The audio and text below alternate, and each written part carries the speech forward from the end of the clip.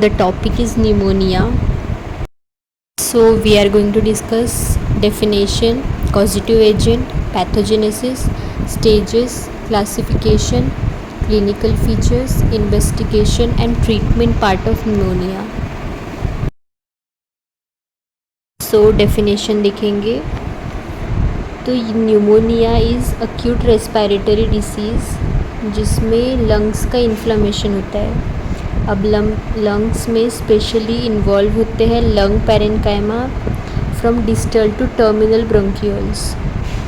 अगर distal to terminal bronchioles में inflammatory condition आ रही है then this condition is pneumonia.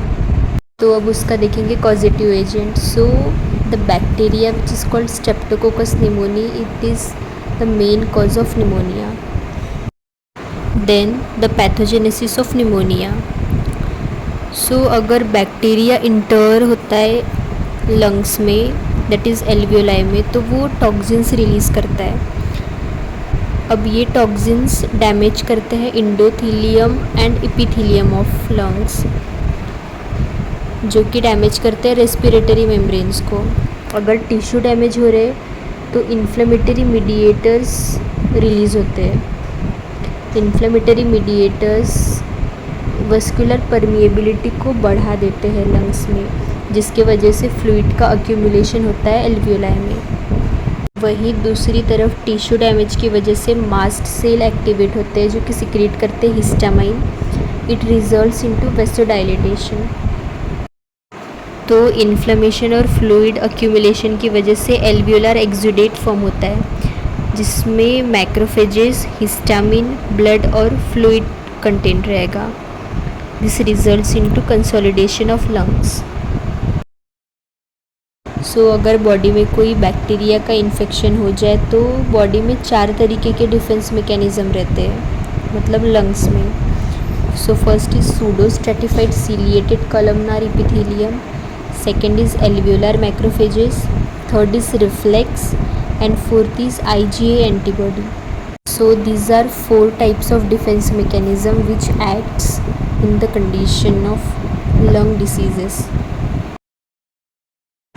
Then there is stages. So there are 4 types of stages in pneumonia.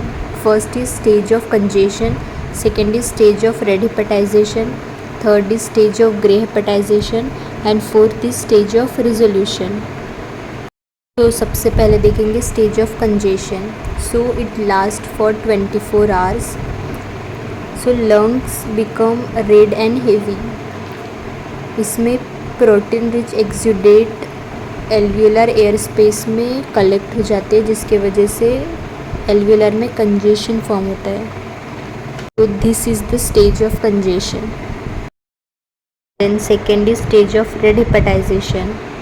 So this stage lasts for 2 to 3 days. There is massive accumulation of neutrophils, macrophages, lymphocytes and erythrocytes. So इस exudate में erythrocytes का number ज़्यादा रहेगा. So lung become red in colour, solid and airless. ये red solid liver के जैसे appearance में आता है इसलिए इसको कहा जाता है स्टेज ऑफ रेड हिपेटाइजेशन.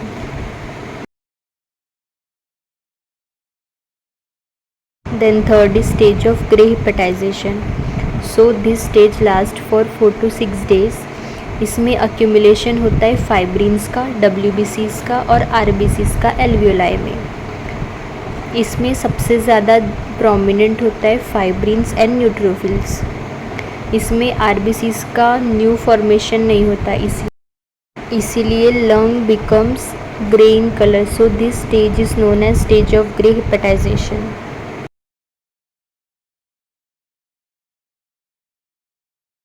सो इसके बाद देखेंगे classification of pneumonia. So it is classified on the basis of 3 types. First is anatomical, second is clinical and third is etiological. First देखेंगे anatomical classification of pneumonia. So first is lobar pneumonia. It affect more than one lobe of lung. Second is lobular pneumonia. It considered as patchy consolidation. And third is interstitial or atypical. So it can involve both lung.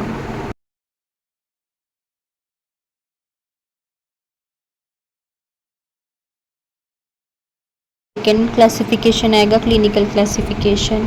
उसमें पहला देखेंगे hospital acquired. अगर hospital में किसी infection की वजह से अगर स्ट्रेप्टोकोकस निमोनी का कांटेक्ट आ गया और पेशेंट को इन्फेक्शन हो रहा है तो it known as hospital acquired. Then second is ventilation acquired. अगर लॉन्ग टर्म वेंटिलेशन की वजह से अगर न्यूमोनिया हो रहा है तो it known as ventilation acquired pneumonia. Then third is community acquired. अगर कम्युनिटी में कोई स्ट्रेप्टोकोकस निमोनी का इन्फेक्शन हो रहा है तो is known as community acquired. Then third is etiological classification. उसमें पहला आएगा बैक्टीरिया. स्ट्रेप्टोकोकस निमोनी हो गया, माइकोप्लाज्मा निमोनी, हीमोफिलस इन्फ्लुएंजा और staphylococcus aureus. These are some bacterias which can cause pneumonia. And then second is virus. So influenza, para-influenza and varicella zoster are some of the virus which are causative agent of pneumonia. Then third is fungal. So candida, aspergilli or histoplasmosis are some of the fungus which are causative agent of pneumonia.